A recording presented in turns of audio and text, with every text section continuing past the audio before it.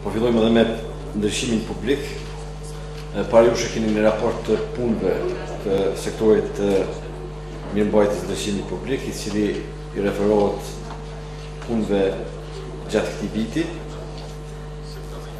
Për informimin e juaj,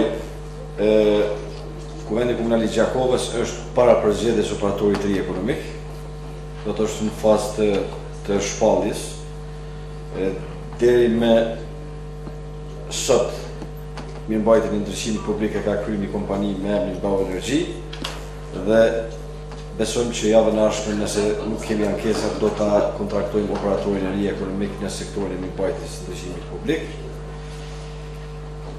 Përveç kësaj çka është e shkruar me këtu, ne ju kisha informuar se kena pas telashe gjatë këtij viti në sektorin e ndryshimit publik. Për faktin se kemi në dispozicion vetëm diku 23.000 euro për operatorin e ri tash. Kemi planifikuar 150.000 euro, ndërsa borxhet janë parafërsisht qaq. Në fazën e dytë do të shkojmë me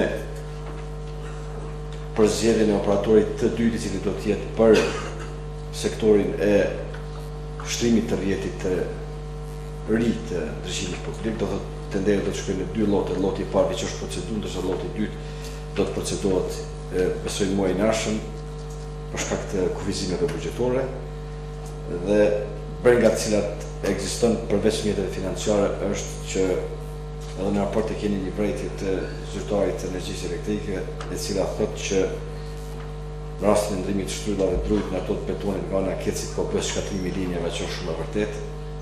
Do të na përcjell një breng e madhe në këtë fushë, për shkak se Keci në planin e investimeve është duke investuar në shumë lokalitete në territorin e Komunës së Gjakovës në ndrimin e shtyllave.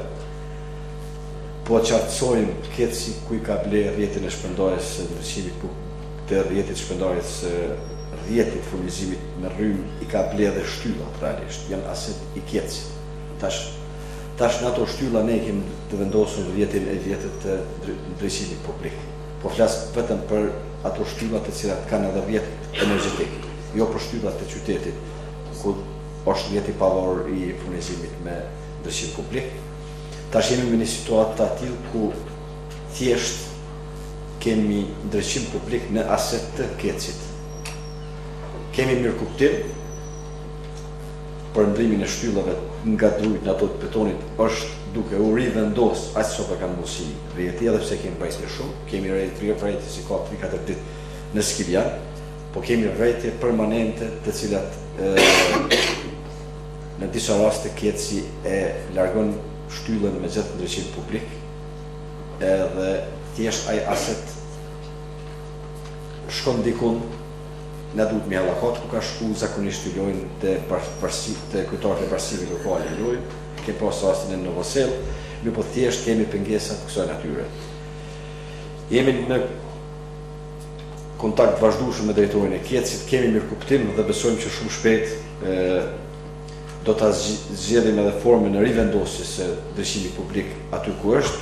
Mirë, por çka do të na përcjell në të ardhmen, do të na përcjell krijimi I rrjetit të ri të furnizimit për ndryshim publik.